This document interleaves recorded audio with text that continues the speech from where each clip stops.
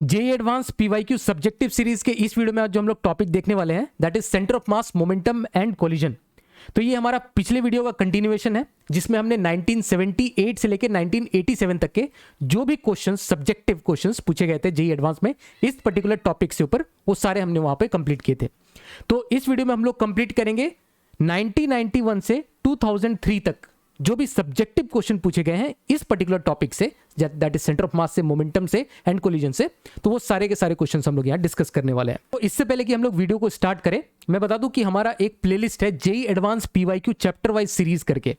उस प्लेलिस्ट में सब कुछ सीक्वेंस में दिया हुआ है। जो भी हम लोग यहाँ पे डिस्कस करते हैं, जो भी पीवाईक्यूज डिस्कस करते हैं, वो बिल्कुल सीक्वेंस में है, starting from units and dimension, kinematics, NLM, जो भी ये पूरा का पूरा सीक्वेंस में सारे चैप्टर वाइज वो अरेंज किया हुआ है। और उसमें हमने सब्जेक्टिव टाइप के क्वेश्चंस भी कवर किए हुए हैं, और उसमें 2012 से लेके 2022 तक जो भी मल्टीपल चॉइस क्वेश्चंस हैं वो भी सारे हमने उसमें कवर किए हुए हैं। तो वो पूरा बढ़िया से अरेंज किया हुआ है, और उसका जो लिंक है वो तुमको डिस्क्रिप्शन बॉक्स में, इस वीडियो के डिस्क्रिप्शन बॉक्स में भी मिल जाएगा। तो या तो डायरेक्टली चैनल के प्लेलिस्ट सेक्शन में जाके वो सारे के सारे जो प्लेलिस्ट है वो एक्सेस कर सकते हो, सारी वीडियोस एक्सेस कर सकते हो, या फिर डिस्क्रिप्शन में उसका लिंक दिया हुआ है, वहां से एक्सेस कर सकते हो। चलो हम लोग स्टार्ट करते हैं 1991 के इस क्वेश्चन से। तो ये टोटल 8 मार्क्स के लिए क्वेश्चन पूछा गया था। बढ़िया सवाल है। आज जो हम लोग डिस्कस करने वाले सारे के सारे बढ़िया सवाल है, बड़े बड़े क्वेश्चंस है, बट इसमें मल्टी कॉन्सेप्चुअल क्वेश्चंस देखने को मिलेंगे और बहुत सारे कॉन्सेप्ट्स इसमें क्लियर हो जाएंगे। क्वेश्चन को हम लोग सबसे पहले समझते हैं। 1991 में ये टोटल 8 मार्क्स के लिए क्वेश्चन पूछा गया था। क्वेश्चन समझने की कोशिश करते हैं हम लोग। क्वेश्चन में बोला गया है, a block A of mass 2m is placed on another block B of mass 4m which in turn is placed on a fix table. तो एक फिक्स टेबल हम लोग देख सकते हैं, यहाँ पर हमारे पास में एक फिक्स टेबल है, उसके ऊपर एक ब्लॉक रखा हुआ है बी, और उसके ऊपर एक ब्लॉक रखा हुआ है ए। मासेस उसके दिए हुए, एक का मास 2m है, ब्लॉक बी का मास है 4m। तो इस तरह का हमारे पास में अरेंजमेंट दिया हुआ है। The two blocks have the same length 4d and they are placed as shown in the figure. तो दोनों का जो लेंथ है that is 4d यहाँ इनका लेंथ दिया हुआ है। The coefficient of friction between the block B and the table is mu. तो इन दोनों के बीच, टेबल और इसके बीच का जो coefficient of friction है that is mu। यहाँ पर जो friction है that is mu, और there is no friction between the two blocks. Blocks के बीच ये कैसा है, ये वाला जो surface है that is frictionless. Okay. A small object of mass m moving along horizontal along the line passing through the center of the mass of the block B and perpendicular to its face with speed v collides elastically with block B. तो यहाँ से देख सकते हैं एक मास है जिसका मास m है, छोटा सा ऑब्जेक्ट है, और वो v वेलोसिटी से इधर बढ़ता जा रहा है, और वो आके इस ब्लॉक B से कोलाइड करता है। और किस तरह से कोलाइड करता है? इलास्टिकली कोलाइड करता है। तो ये हमारे पास में सिचुएशन है, और इसके बेसिस पे इसमें दो पार्ट में क्वेश्चन पूछे गए हैं। ए पार्ट में पूछा गया है what is the minimum value, एक एक करके हम लोग देखते हैं। पहला पार्ट में पूछा गया what is the minimum value we required to make the block A topple. तो ब्लॉक ए को हमें टॉपल करवाना है, ये हमारे पास में टारगेट है। तो पहले हम लोग एक काम करते हैं, हम लोग एक रिलेशन फाइंड आउट करते हैं, है ना। पहले तो देखते हैं कि ये जो अगर ये v वेलोसिटी से अगर आ रहा है ये मास, है ना, ये v वेलोसिटी से अगर ये मास आ रहा है तो ये b पे क्या इंपैक्ट करेगा, है ना। b की अगर इसके पास v वेलोसिटी है तो b के पास कितनी वेलोसिटी ये इंपार्ट करने वाला है, ठीक है। अगर हम लोग ये देखेंगे उसके बाद में हम लोग टॉपलिंग की कंडीशन लगाएंगे। तो इलास्टिक कॉलिजन का जो केस होता है, इलास्टिक कॉलिजन का जो हम लोग कंडीशन रहता है वो यहाँ पर अप्लाई करेंगे। ये इस तरह से आया और ये इस तरह से यहाँ पर ये इसके साथ टकराया। अब अगर हम लोग अपना सिस्टम किसको एज्यूम करें, ये वाला जो ऑब्जेक्ट है जो कि v वेलोसिटी से इस तरफ से आ रहा है, इसको और ब्लॉक b को मैं अगर अपना सिस्टम एज्यूम करूं, है ना, इसको, इस ऑब्जेक्ट को और ये ब्लॉक b का, जिसका ऑब्जेक्ट का मास कितना है m है, और ब्लॉक b का मास है कितना 4m, है ना। मैं इसको 4m लिख देता हूं। इन दोनों को अगर मैं अपना सिस्टम एज्यूम करूं टक्कर के लिए, है ना, तो इन दोनों में एक्सटर्नल फोर्सेस कौन कौन से लग रहे हैं। देखो जब ये टक्कर हो रहे होंगे तो इन दोनों को, क्योंकि मैंने अपना सिस्टम माना है m और 4m को मैंने अपना सिस्टम माना है, तो इनके अंदर का जो भी जब टक्कर हो रहा होगा तो नॉर्मल रिएक्शन लग रहा होगा, वो इसका इंटरनल फोर्स है। हमें मतलब है इसको अगर हमने सिस्टम माना है तो इस सिस्टम पे लगने वाले एक्सटर्नल फोर्सेस से।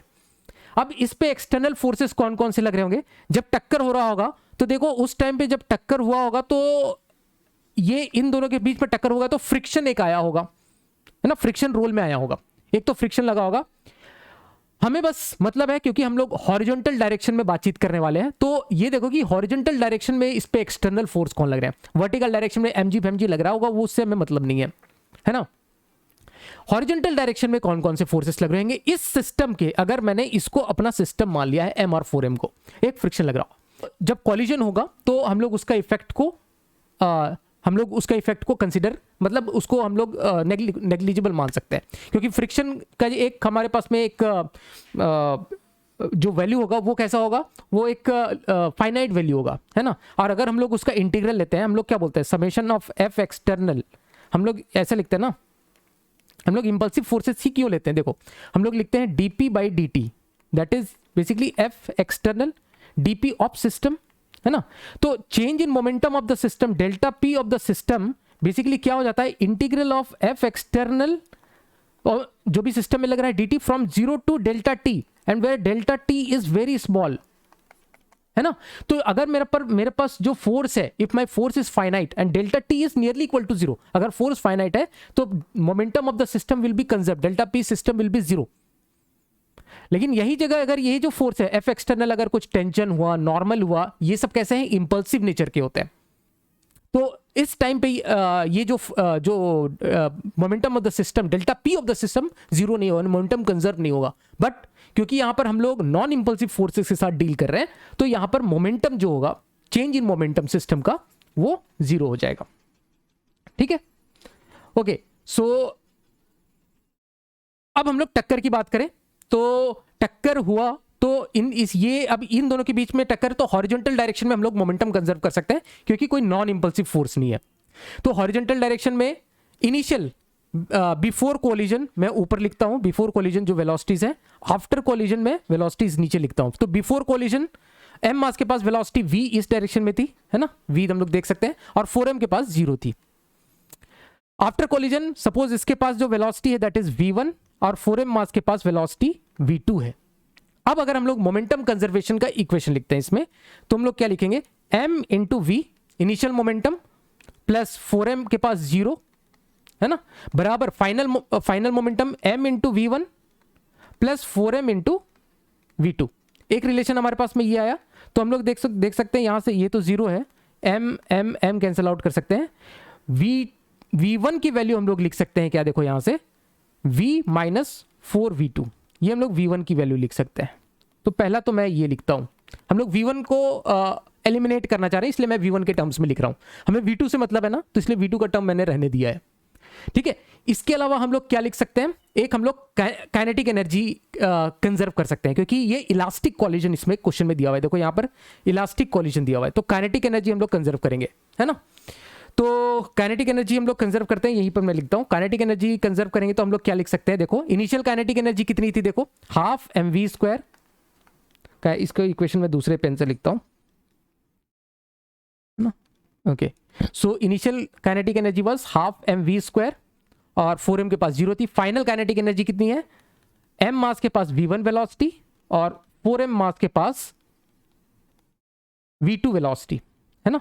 सो यहां से मैं हाफ सबसे कैंसिल कर दूंगा, m कैंसिल कर दूंगा, v² बराबर v1² plus 4 times of v2², है ना। अब मैं रिप्लेस करूंगा इक्वेशन 2 में इक्वेशन 1 को, देखो तो इक्वेशन 1 हमारे पास में v1 equals to v minus 4v2 है, v1 equals to v minus 4v2, ये इक्वेशन 1 है हमारे पास में। और इक्वेशन 2 हमारे पास में क्या हमने निकाला है, v² equals to v1², v² that is equal to v1² plus 4v2², 4v2², okay. So अब हम लोग रिप्लेस करने वाले हैं, v1 को मैं रिप्लेस कर रहा हूं, तो v² बराबर v1² can be written as v² plus 16v2² minus 8v2, है ना, प्लस 4v2², यह आ जाएगा। अच्छा, यहां से इस दोनों को मैं कैंसिल आउट कर सकता हूं, और यहां से मैं v2 भी उड़ा सकता हूं, क्योंकि v2 0 नहीं है ना, तो v2 उड़ा सकता हूं मैं, तो 16 plus 4 20v2 that is equal to 8v, यहां से मैं बोल सकता हूं, और 4 2 जे 8, 4 5 जे 20। सो यहां से मैं एक रिलेशन निकाल रहा हूं, V2 इक्वल्स टू 2V/5। ये मेरे पास में V2 की वैल्यू आ गई, V2 इक्वल्स टू 2V/5। ठीक है, तो एक मैं इसको इक्वेशन नंबर 3 लिखता हूं, ये हम लोग यूज करेंगे।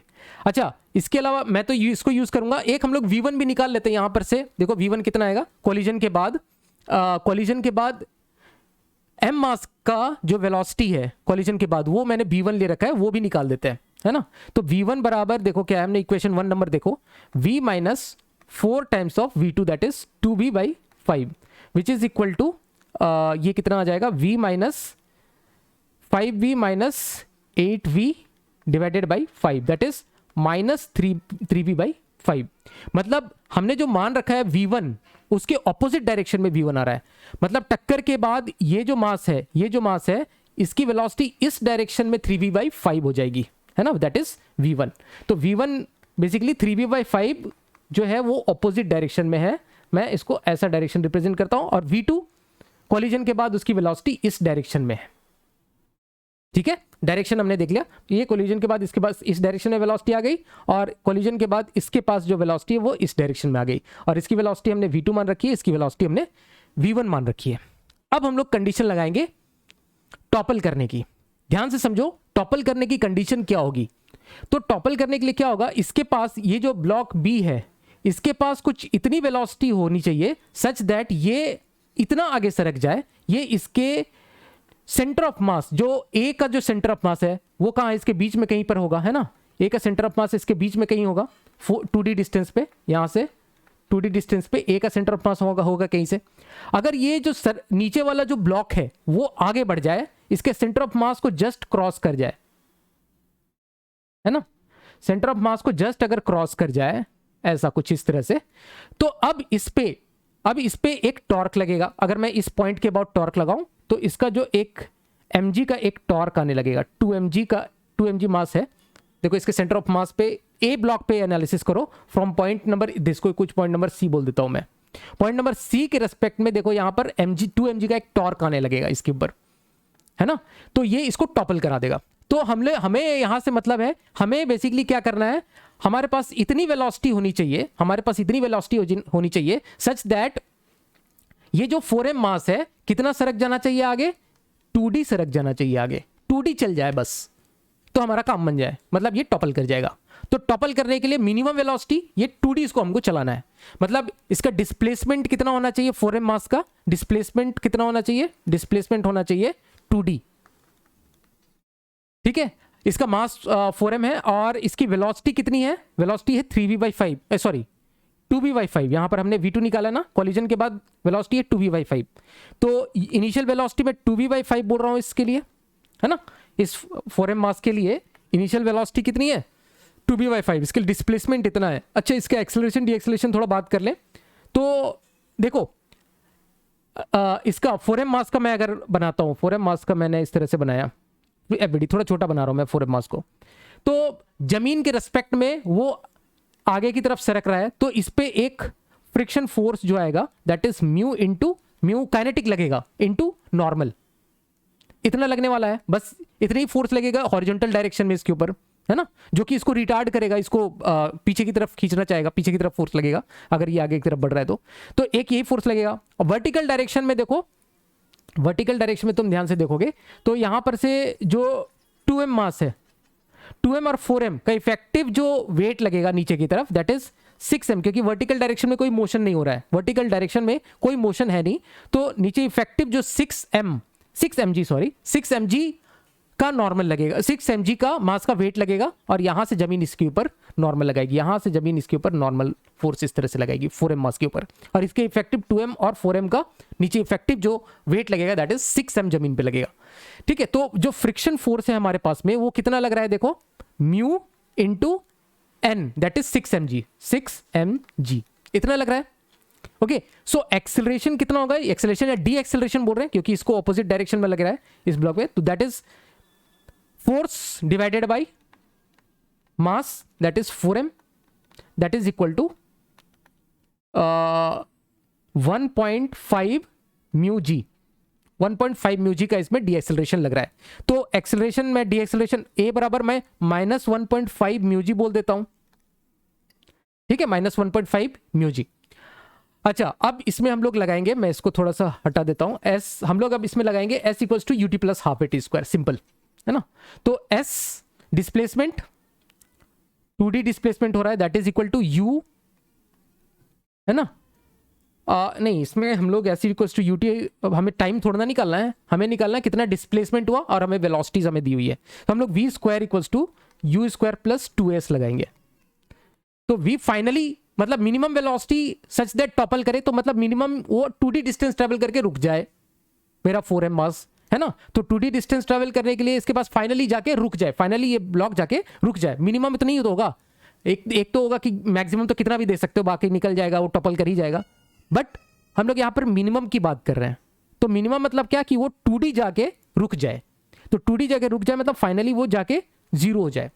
अब u square 0 equals to u square कितना है 4v square by 25 minus 2 into 1.5 mu g into displacement है 2D।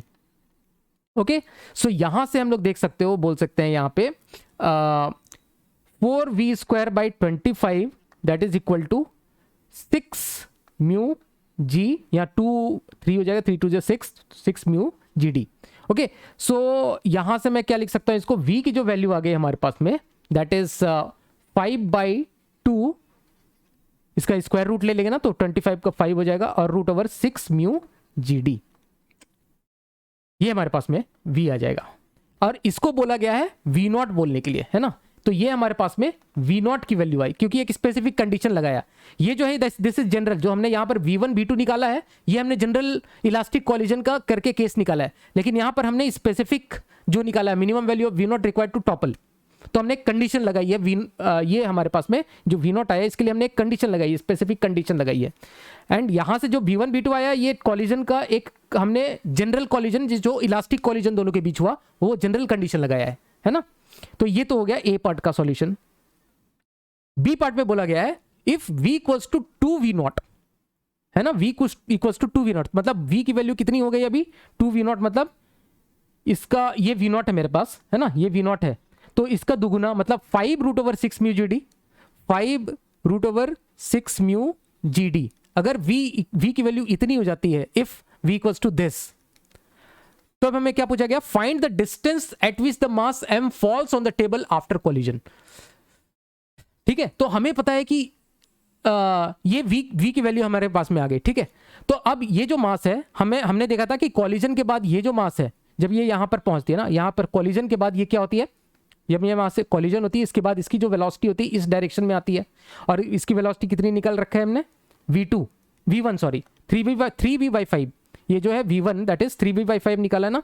तो कॉलिजन के बाद इसकी वेलोसिटी यहां पर 3v/5 हॉरिजॉन्टल वेलोसिटी है, और ये वाला जो है ये तो आगे बढ़ रहा है, ये ब्लॉक आगे बढ़ रहा है, और ये ब्लॉक के पास लेफ्ट साइड में हम लोग देख सकते हैं इसके पास वेलोसिटी है, तो यहां पर सिर्फ इसके पास में हॉरिजॉन्टल वेलोसिटी है। तो ये क्या करेगा, यहां से ये प्रोजेक्टाइल मोशन करेगा, ये यहां पर ऐसा गिरेगा। ठीक है, तो हमें क्या निकाला है, find the distance from point P. तो इससे इस पॉइंट से यहां तक का हमें ये डिस्टेंस निकालना है, डी, सपोज इसको मैं डी बोलता हूं, तो ये डिस्टेंस निकालना है ना। तो बस हमें इसका कंडीशन लगाना पड़ेगा। हमें ये जो डिस्टेंस है मैं कैसे लिख सकता हूं, हॉरिजॉन्टल वेलोसिटी 3v/5, ये तो चेंज नहीं हो रही है ना, हॉरिजॉन्टल वेलोसिटी इनटू यहां से यहां तक का टाइम ऑफ फ्लाइट, यहां से यहां तक का जो टाइम है वो कितना हो जाएगा, तो वो कितना हो जाएगा रूट ओवर 2h/g, है ना। s equals to u t plus half a t square से हम लोग निकाल सकते हैं ये टाइम, है ना, 2h/g हो जाता है। तो यहां से देख लो 3/5 v की वैल्यू यहां से डाल दो, 5 root over 6 mu g d into root 2d divided by root g. तो ये इससे कैंसिल आउट हो जाएगा, 5 से 5 कैंसिल आउट हो जाएगा, और एक 2 भी बाहर निकल जाएगा, है ना, ये 2 और यहाँ पर एक का 2 बाहर निकल के 6 हो गया, और d भी यहाँ से जो रूट स्क्वायर रूट से बाहर निकल जाएगा, रूट ओवर 3 म्यू अंदर में बचना चाहिए, है ना। तो ये हमारे पास में जो डिस्टेंस है वो आ जाएगा। ठीक है, तो कुछ इस तरह से इस क्वेश्चन को हम लोग सॉल्व कर सकते हैं। अब जो यहाँ पर हम लोग नेक्स्ट क्वेश्चन डिस्कस करेंगे, ये क्वेश्चन पूछा गया था 1997 में, टोटल 5 नंबर के लिए क्वेश्चन पूछा गया था। क्वेश्चन को हम लोग ध्यान से समझते हैं, थोड़ा 3D का क्वेश्चन है ये। क्वेश्चन में बोला गया है a cart is moving along x direction with velocity of 4 metre पर सेकेंड। तो एक हमारे पास में कार्ट है ना, एक कार्ट है, इस तरह का कार्ट होगा, और वो कैसा मूव कर रहा है, एक्स डायरेक्शन में। तो ये हमारा सपोज एक्स डायरेक्शन में है, और इसकी वेलोसिटी कितनी है इधर, vx है, दैट इज 4 मीटर पर सेकेंड। ठीक है। A person on the cart throws a stone with a velocity of 6 metre पर सेकेंड रिलेटिव टू हिमसेल्फ। तो एक आदमी जो है यहाँ से एक स्टोन को इधर से फेंकता है ना, और वो किस तरह से फेंकता है, 6 मीटर पर सेकेंड रिलेटिव टू हिमसेल्फ, मतलब relative to cart. Relative to cart उसकी जो वेलोसिटी, जो फेंकने की वेलोसिटी है, दैट इज 6 मीटर पर सेकेंड। मतलब मैं बोल सकता हूं कि velocity of stone with respect to cart that is equal to 6 metre पर सेकेंड, है ना। अब वो कैसे फेंकता है वो हम लोग देखते हैं जरा ध्यान से। In the frame of reference of the cart, the stone is thrown in YZ plane, making an angle 30 degree with vertical Z axis. तो यहां से कैसे फेंका गया है देखो जरा, यहां वर्टिकल जो एक्सिस है, एक्सिस जरा ध्यान से देखो, वर्टिकल एक्सिस को यहां से Z बोला गया है। इसको मैं थोड़ा सा ऐसे पास करता हूं, है ना, स्टोन से पास करते हैं यहां से।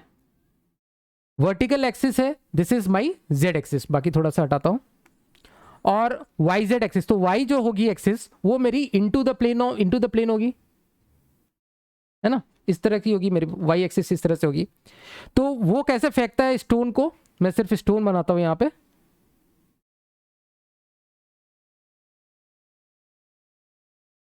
ये इसको मैं थोड़ा सा इस प्लेन को थोड़ा सा और अच्छे से बनाता हूं, जेड को थोड़ा, ये हमारे पास में वर्टिकल है, ये जेड एक्सिस है, इसको थोड़ा सा और हम लोग अगर प्लेन बनाने की कोशिश करेंगे, वाई जेड प्लेन, है ना, तो वाई जेड प्लेन हमारे पास में कुछ इस तरह से बनेगा। ये हमारे पास में वाई जेड प्लेन दिख रहा होगा, और एक्स वाई जो प्लेन है, एक्स वाई प्लेन ये मेरे पास में हॉरिजॉन्टल प्लेन है, ये जो दिख रहा होगा x y plane, this is my horizontal plane, है ना। तो वो कैसे फेंकता है, 30 degree with the vertical z axis. तो यहां से कुछ यहाँ पे 30 डिग्री थोड़ा और लग करते हैं, this is my 30 degree, this is 30 degree. तो यहां से 30 डिग्री, जेड एक्सिस से 30 डिग्री, मतलब वाई एक्सिस से ये 60 डिग्री पे हो गया, है ना।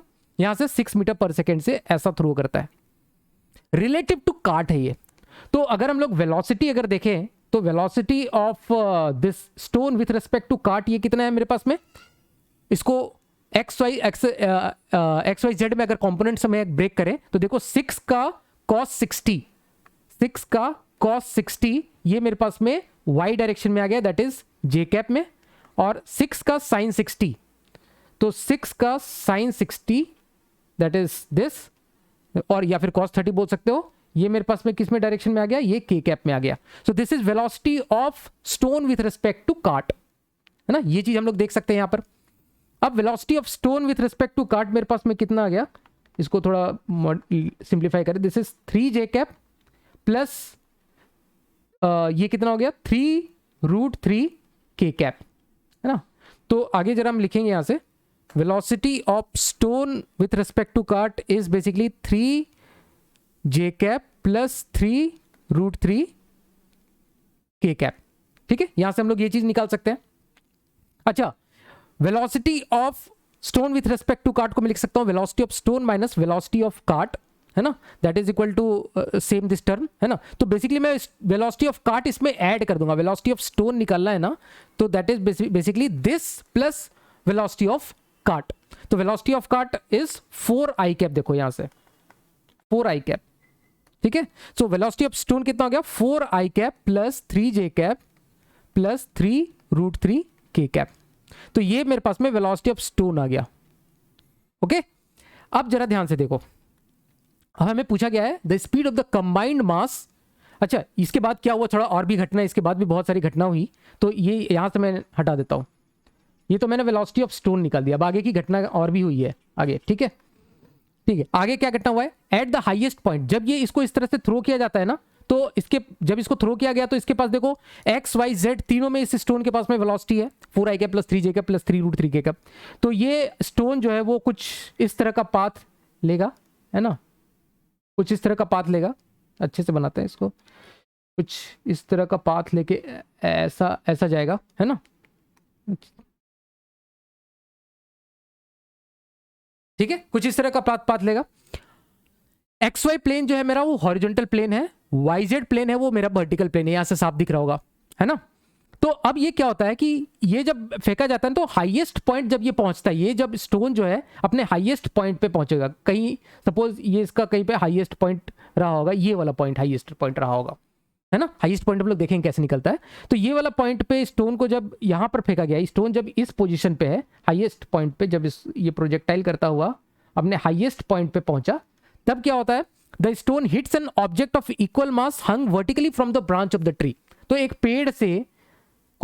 पेड़ से यहां पर एक कुछ ऐसा लटका हुआ था, है ना, जो कि सेम मास का था। स्टोन का मास अगर m मान ले तो इसका भी मास m है, ऐसा कुछ लटके हुए चीज को इसने हिट किया, ये पेड़ से लटका हुआ है ना। और कैसे लटका हुआ है, by a string of length l, string of length l से यहां पर लटका हुआ है। और अब ये जब इसको हिट करता है हाईएस्ट पॉइंट पे, जब स्टोन इसको हिट करता है ना, तो एक कंप्लीटली इन इलास्टिक कॉलिजन अकर होता है। कंप्लीटली इन इलास्टिक कॉलिजन मतलब दोनों चिपक गए साथ में, अब आगे का मूवमेंट चिपक के करेंगे, in which the stone gets embedded to the object. अब इसमें हमें एक एक करके क्वेश्चन पूछा गया, तो सिचुएशन समझ गए होगे। तो अब यहां पर पूछा है the speed of the combined mass immediately after the collision. तो जब ये हाईएस्ट पॉइंट पे, जब ये पेड़ से लटका हुआ हमारे पास में जो भी चीजें मास है ना, और स्टोन जब अपने हाईएस्ट पॉइंट पे पहुंचा हुआ है, ये स्टोन है और ये पेड़ से लटका हुआ मेरे पास में कुछ चीज है, और ये हाईएस्ट पॉइंट पे ऐसा आया हुआ है, स्टोन प्रोजेक्टाइल करता हुआ ये हाईएस्ट पॉइंट पे आया हुआ है।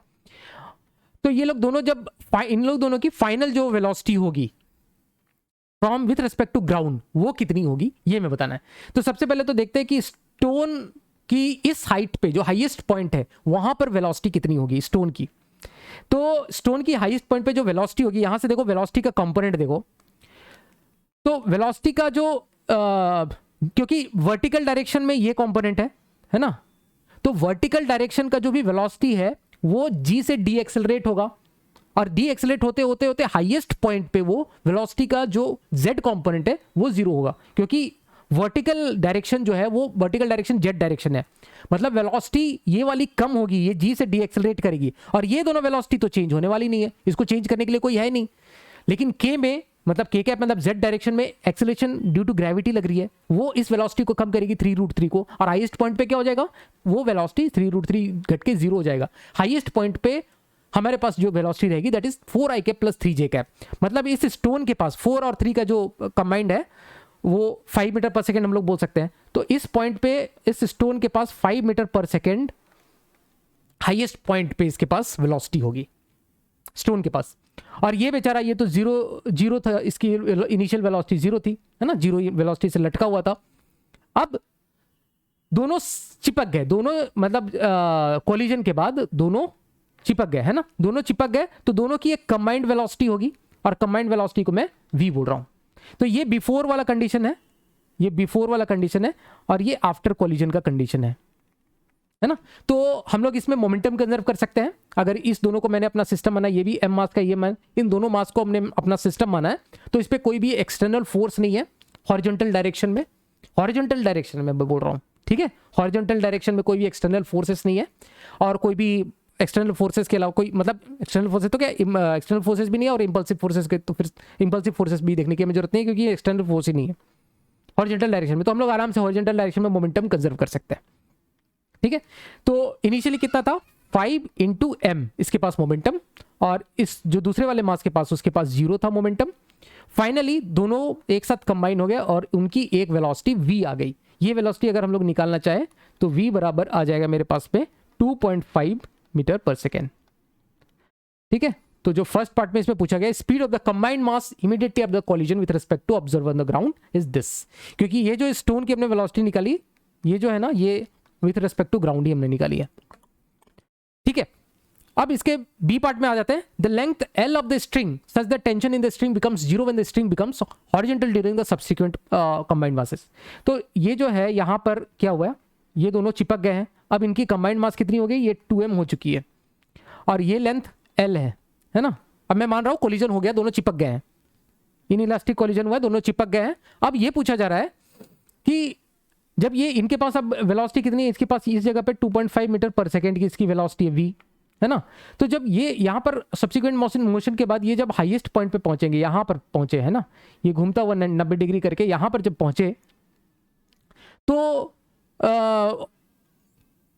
यहां पर बोल रहा है कि इस जगह पे टेंशन जीरो हो रहा है, tension in the string becomes zero इस पॉइंट पे, है ना, when the string becomes horizontal during सब। तो हमें ये लेंथ L बताना है। इस पॉइंट पे टेंशन अगर जीरो हो रहा है तो ये लेंथ हमें बताना है, टेंशन यहां पर जीरो हो रहा है। तो अगर यहां पर देखो टेंशन जीरो है तो इस 2m मास को अगर सर्कुलर मोशन करना है, सपोज यहां से किसी भी थीटा पे तो वो सर्कुलर मोशन करेगा, है ना, किसी भी थीटा पे वो सर्कुलर मोशन कर रहा होगा, और किसके बदौलत कर रहा होगा, कौन सा सेंट्रीपिटल फोर्स इसको दे रहा होगा, टेंशन ही दे रहा होगा इसको सेंट्रीपिटल फोर्स, है ना।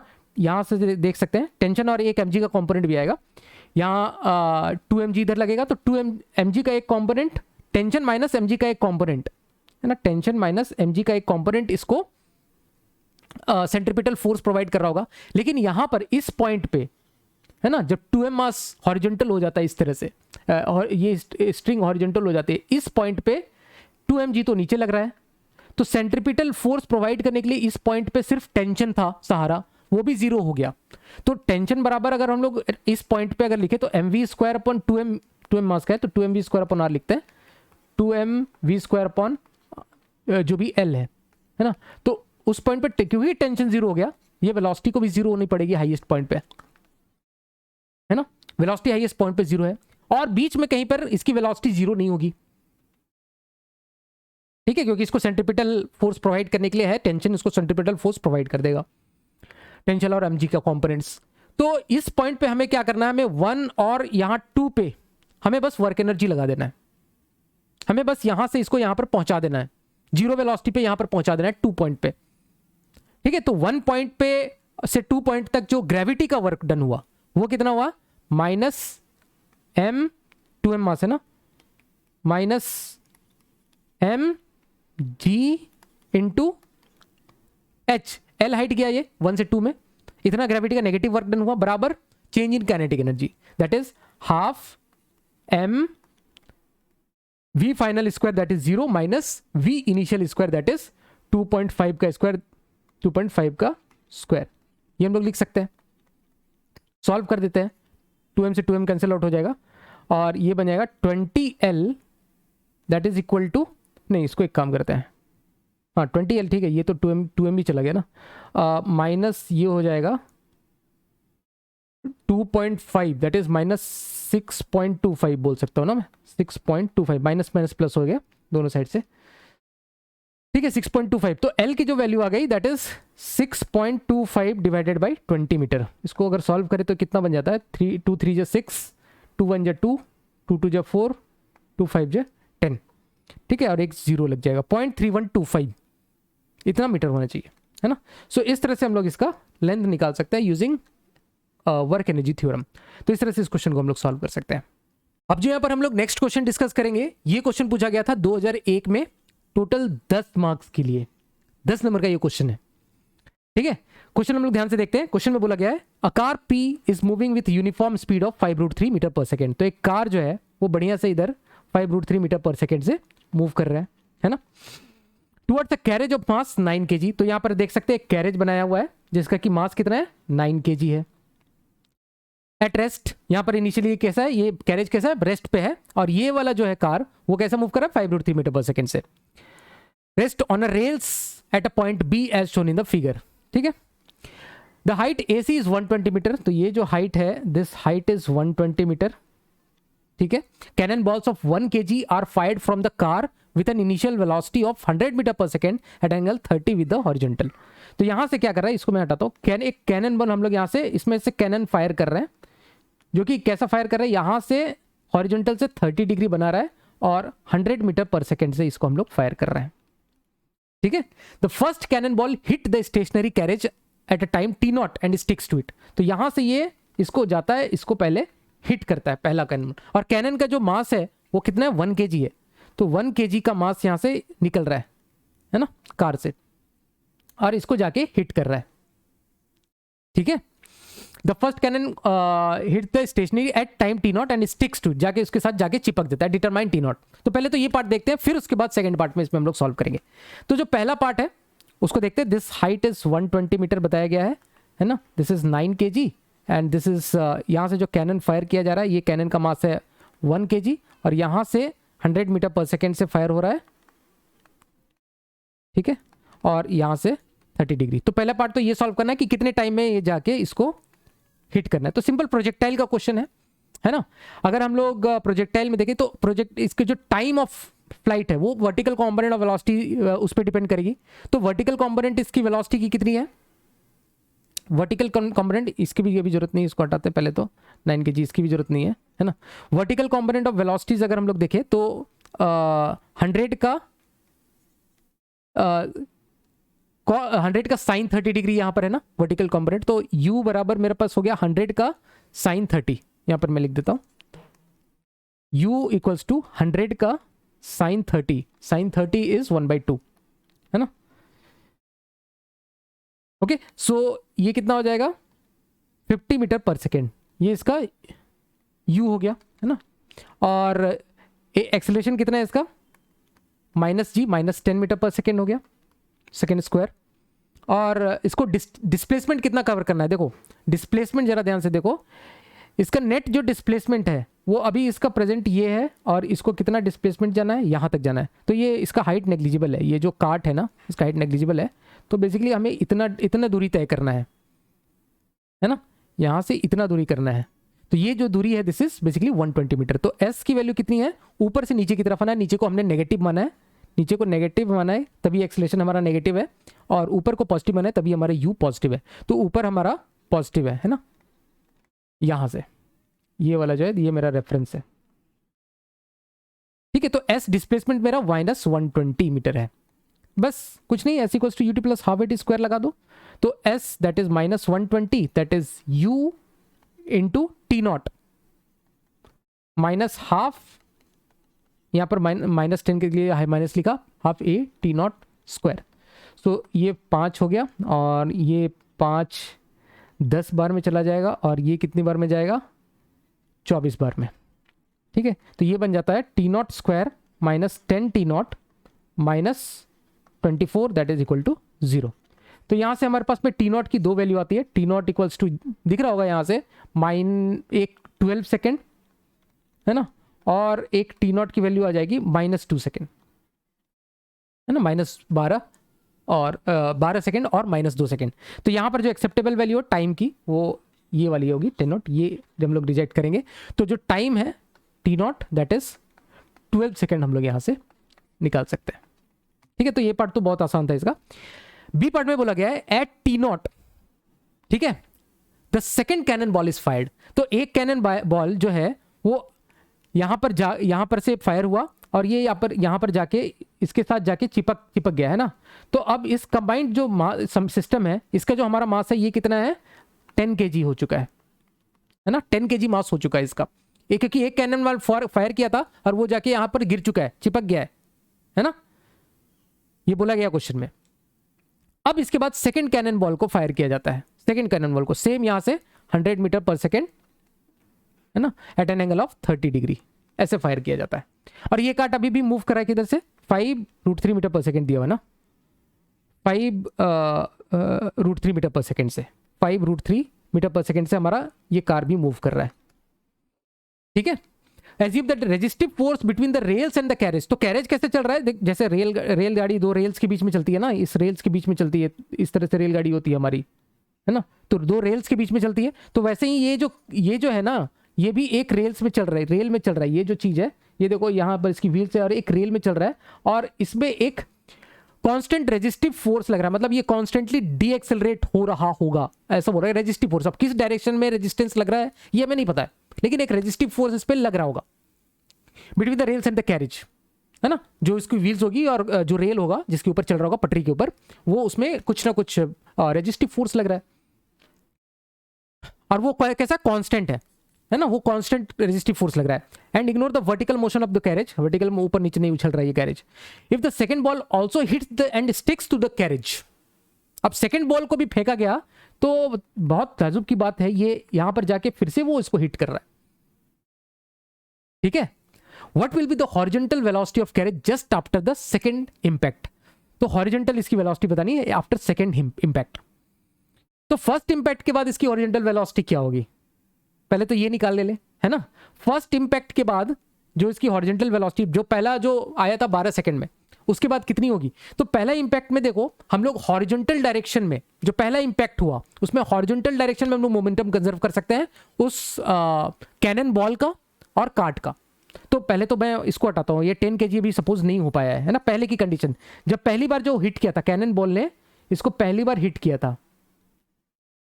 ठीक है, तो कैनन बॉल जब पहली बार हिट करा था, कैनन और इस ये कार्ट तो रुका हुआ था और कैनन के पास हॉरिजॉन्टल डायरेक्शन में कुछ वेलोसिटी थी, कितनी थी 100 का cos 30, 100 का cos 30 वो तो चेंज नहीं हो रहा है ना, तो वो कितनी थी 100 cos 30 दैट इज √3/2, है ना। इस कैनन बॉल के पास इनिशियल जब वो जैसे ही पहली बार हिट कर रहा था उसके पास इतनी वेलोसिटी थी, दैट इज 50√3, मैं लिख देता हूं इसको 50√3।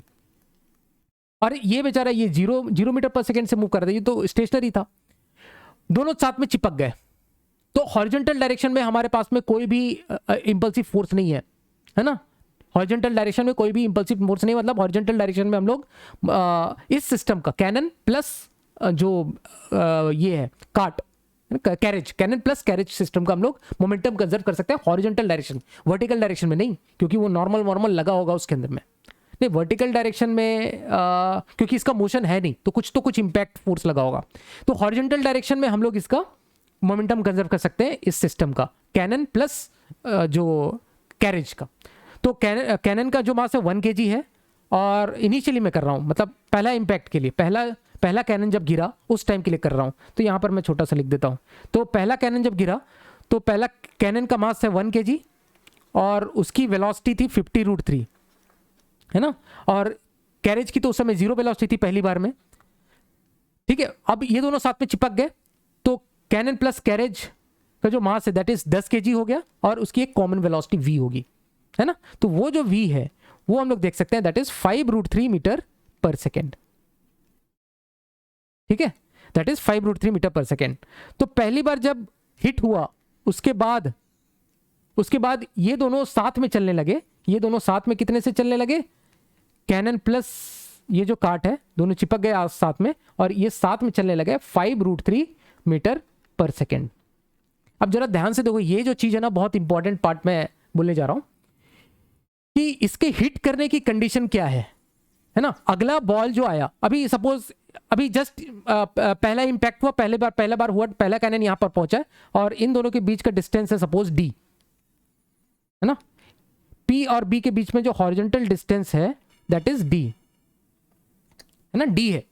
तो पहली बार जो इंपैक्ट हुआ है ना उसमें कितना टाइम लगा, 12 सेकेंड, t0 12 सेकेंड था। ध्यान से सुनना, मैं इंपॉर्टेंट चीज बोल रहा हूं। पहली बार जो हिट हुआ उसमें t0 कितना था, 12 सेकेंड। और ये 12 सेकेंड कैसे आया, 12 सेकेंड में इस जगह पे हिट किया तो यहां से इसको पूरा कहने पहली बार जब चल के आया 12 सेकेंड में हिट किया, मतलब हम लोग बोल सकते हैं पहली बार में ये जो चीज है वो रुका हुआ था, है ना।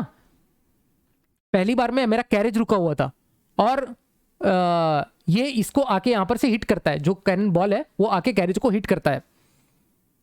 तो वो हिट करेगा कैसे, अपनी हॉरिजॉन्टल वेलोसिटी को, इसकी हॉरिजॉन्टल वेलोसिटी कितनी थी 50√3 मीटर पर सेकेंड थी कैनन की, पहली कैनन की, वो 12 से मल्टीप्लाई करूंगा मैं 12 सेकेंड में, तो वो d डिस्टेंस कवर कर रहा है।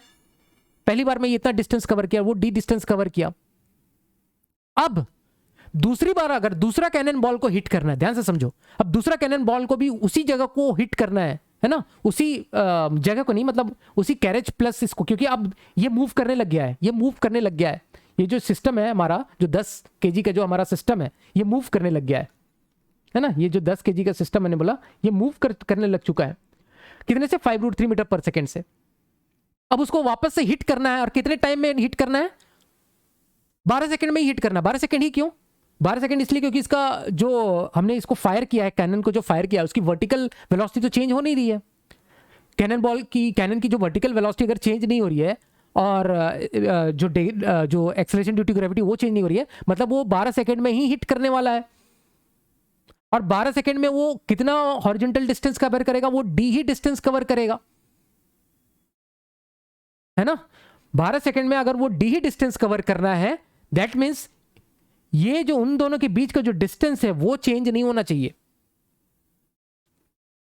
ये जो कार है और कैनन बॉल, ये जो कार है और कैनन बॉल, जो कैनन और प्लस कैरेज का जो सिस्टम है, इन दोनों के बीच का डिस्टेंस डी चेंज नहीं होना चाहिए। डी चेंज इसलिए नहीं होना चाहिए क्योंकि टाइम चेंज नहीं हो रहा है ना, 12 सेकेंड ही लगने वाला है उसको, और हॉरिजॉन्टल कंपोनेंट इसका वही रहने वाला है, यही रहने वाला है, 50√3 मीटर पर सेकेंड ही रहने वाला है। तो 50√3 इंटू 12, वो उन दोनों के बीच का डिस्टेंस वो फिक्स रहना चाहिए, तभी वो दूसरी बार भी हिट करेगा उसको, अदरवाइज नहीं हिट कर पाएगा, कहीं और गिरेगा, है ना। अगर ये पीछे रह जाएगा, ये जो चीज़ है, ये सिस्टम मेरा अगर पीछे रह जाएगा, ये वाला चीज़ मेरा पीछे रह जाएगा, 10 kg का सिस्टम पीछे रह जाएगा, तो आगे जाके हिट करेगा, वो तो डी डिस्टेंस में हिट करेगा, उतनी बात तय है। तो ये डी डिस्टेंस मेंटेन रहना चाहिए, और वो डी डिस्टेंस मेंटेन रहना चाहिए तो डी, क्योंकि ये खुद ही, ये जो कार है ये खुद ही 5√3 मीटर पर सेकेंड से आगे मूव कर रहा है ना, और ये भी 5√3 मीटर से, इसको भी 5√3 मीटर पर सेकेंड से चलते रहना पड़ेगा, क्योंकि ये भी 5√3 मीटर पर सेकेंड से चल रहा है। तो ये जो डी डिस्टेंस है वो फिर चेंज नहीं होगा, अगर दोनों 5√3 मीटर पर सेकेंड से चलते रहेंगे तभी ये डिस्टेंस चेंज नहीं होगा, और सब कुछ इनके बीच का डिस्टेंस डी मेंटेन रहेगा, ठीक है, वो मेंटेन रहेगा। दैट मीन्स ये चेंज नहीं हो रहा है। अगर 5√3 मीटर पर सेकेंड चेंज नहीं हो रहा है तो यहां पर जो रेजिस्टिव फोर्स बोला गया था ना, वो रेजिस्टिव फोर्स इस की वजह से इसमें कोई भी डी एक्सेलरेशन नहीं आएगा, 5√3 मीटर सेकेंड से ही ये चलता रहेगा, ठीक है। ओके, सो अगर ये अब चल रहा है ना, 5√3 मीटर पर सेकेंड से अगर ये चल रहा है, अभी हमने देख लिया कि ये 5√3 मीटर पर सेकेंड से चल रहा है, तो अगली गोली जब आई, तो अगली गोली जब गिरी इसके ऊपर, तो अगली गोली मैं ऐसा लिखता हूं, अगली गोली जब यहां पर इस सिस्टम में जस्ट गिरने से पहले फिर से हम लोग जो अगली कैनन है और ये जो 10 kg का हमारा सिस्टम है, हम लोग इसका वापस से मोमेंटम कंजर्व कर सकते हैं हॉरिजॉन्टल डायरेक्शन में, है ना। तो इसके पास हॉरिजॉन्टल वेलोसिटी कितनी है? 50√3 मीटर पर सेकेंड, है ना, क्योंकि वो वहीं से फेंका गया ना, यहाँ से 50√3 मीटर पर सेकेंड से ही यहाँ से फेंका गया है ना। हॉरिजॉन्टल डायरेक्शन में इसकी वेलोसिटी तो इतनी है, वर्टिकल में कुछ होगी, लेकिन हम लोग हॉरिजॉन्टल का बस हमें मतलब है ना। तो ये 1 kg का है मास, तो मैं इसका इनिशियल मोमेंटम लिखता हूँ, इनिशियल मोमेंट, इसको और इसको मैं अपना सिस्टम मान रहा हूँ, कैनन बॉल को, और पहले वाला जो कैनन और कैरेज को अपना सिस्टम मान रहा हूँ।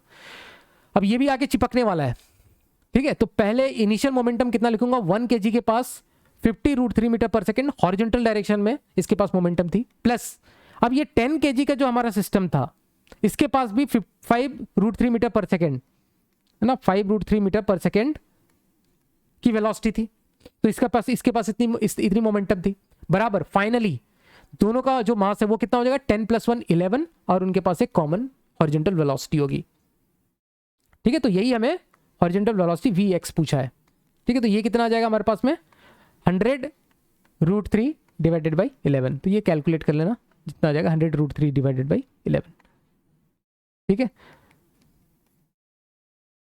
तो इस तरह से इस प्रॉब्लम को हम लोग सॉल्व कर सकते हैं। अब जो यहाँ पर हम लोग नेक्स्ट क्वेश्चन डिस्कस करेंगे, ये क्वेश्चन पूछा गया था 2003 में, सिंपल सा क्वेश्चन था, दो नंबर के लिए क्वेश्चन पूछा गया है। A particle of mass m moving in a circular path of radius r with a constant speed v2। तो इस तरह से कांस्टेंट स्पीड इस तरह से सर्कुलर मोशन परफॉर्म करता है, और उसकी जो स्पीड है that is v2, okay. So at it is located at a point 2r, 0 at time t = 0। तो ये जो m मास का पार्टिकल है वो यहाँ पर देख सकते हैं इस पोजीशन में, ये 0 है, ये r, 0 है, ये 2r, 0, तो इनिशियली ये t = 0 पे यहाँ पर है पार्टिकल। अच्छा, इसको अगर हम लोग किसी जनरल टाइम पे देखें, तो जनरल टाइम पे किसी एंगल थीटा पे अगर है, ऐसा हम लोग बोलते हैं, तो वो जो थीटा है that is given by basically omega into T, theta is omega T, क्योंकि ओमेगा से अगर घूम रहा है तो किसी टाइम पे जो थीटा है that can be written as omega into T, और ओमेगा हम लोग यहाँ से कितना लिख सकते हैं? v2 divided by r। तो ये बेसिक चीजें तुमको पता होंगी। तो किसी टाइम पे इसकी जो v2 होगी ना, वेलोसिटी, ये तो v2 तो इसकी स्पीड है, लेकिन इसकी अगर हम लोग डायरेक्शन भी देखना चाहें किसी टाइम पे, तो ये यहाँ से टेंजेंशियल डायरेक्शन में होगी, ओके। सो अगर हम लोग इसके कॉम्पोनेंट्स लें यहाँ पर, है ना, अगर हम लोग इसके x और y में कॉम्पोनेंट्स लें, तो हम लोग देख सकते हैं कि ये जो एंगल अगर थीटा है तो this angle is theta and this angle is theta. तो बेसिकली V2 वेक्टर के फॉर्म में अगर मैं लिखना चाहूँ तो that can be written as minus V2 sine theta I cap. यहां से देख सकते हैं V2 का साइन थीटा कॉम्पोनेंट ये वाला है और V2 का कॉस थीटा कॉम्पोनेंट जे कैप डायरेक्शन में है। ठीक है, ये चीज तो बहुत आराम से समझ, इसका हमने कॉम्पोनेंट बस ले लिया एक्स और वाई में। अच्छा, यहां पर बोला गया इसके साथ साथ कह रहा है a man starts moving with velocity v1 along the positive Y axis. यहां से एक दूसरा आदमी भी यहां पर चलने लग गया है, टाइम t = 0 से यहां से स्टार्ट किया है। तो linear momentum of particle with respect to man ये पूछा गया है, लीनियर मोमेंटम। तो सबसे पहले velocity of 2 with respect to 1 क्या होता है? Velocity of 2 with respect to 1 vector form में अगर हम लोग लिखना चाहें that is velocity of 2 minus velocity of 1। Simple है ना। तो यहां पर भी हम लोग सेम करेंगे, velocity of 2 with respect to 1 ये निकालना है हमें। तो v2 माइनस v1 हम लोग कर रहे हैं यहां पे। तो यहां पर मैं इसको इस वाले पूरे टर्म में मैं v1 सब्ट्रैक्ट कर दूंगा। ठीक है, तो यहां पर मैं लिखूंगा, ऊपर वाला टर्म लिख रहा हूं माइनस v2 साइन, अच्छा थीटा को भी साथ साथ में लिखते चलते हैं, omega T and omega is v2 by R. तो v2 by are into T में लिख सकता हूं इतना आई कैप। थीटा को मैंने ओमेगा टी लिखा, ओमेगा को v2 बाई आर से रिप्लेस किया, plus v2 cos of v2 by are into T J cap. Okay, तो ये आई कैप हो गया, ये जे कैप हो गया, minus times of v1 vector है तो माइनस टाइम्स ऑफ v1 कितना है, ये y डायरेक्शन में मूव कर रहा है तो जे कैप है ना, माइनस v1 जे कैप, माइनस कर हमने इसको सब्ट्रैक्ट कर दिया। तो ये हमारे पास में आई कैप के साथ में क्लब कर लेना है ना। तो जे कैप के साथ में इसको क्लब कर ही देता हूं, चलो माइनस v1 करके, माइनस v1 ना जे कैप। ठीक है, तो ये हमारे पास में v21 निकल के आ जाता है। तो ये तो हमने निकाला velocity of 2 with respect to 1, that is velocity of particle with respect to man. Okay, man हमारा 1 था और पार्टिकल हमारा 2 था, तो हमने v21 निकाला। अब हमें निकालना है momentum of 2 with respect to 1, momentum of particle with respect to man. तो हमें क्या करना है, मास से मल्टीप्लाई करना है इसको सिंपली, है ना, mass of particle into v21, velocity of 2 with respect to 1। तो बस सेम यही टर्म हो जाएगा, m into minus v2 sine of v2 by are into t इतना i cap, plus v2 cos of v2 t divided by r minus v1, ये हमारे पास में जे कैप डायरेक्शन में आ जाएगा। ठीक है, तो ये हमारा फाइनल आंसर हो जाएगा। तो होप तुम्हें सारे क्वेश्चंस बहुत अच्छे तरीके से समझ में आए होंगे। वीडियो अगर पसंद आता है तो वीडियो को लाइक जरूर करना, थोड़ा सा टाइम लगता है, वीडियो को लाइक जरूर कर देना, चैनल को सब्सक्राइब कर लेना, और इसी तरह से हम लोग नए वीडियो लेके आते रहेंगे। मिलते हैं हम लोग नेक्स्ट वीडियो में एक नए टॉपिक के साथ, नए क्वेश्चंस के साथ। तब तक के लिए थैंक यू सो मच।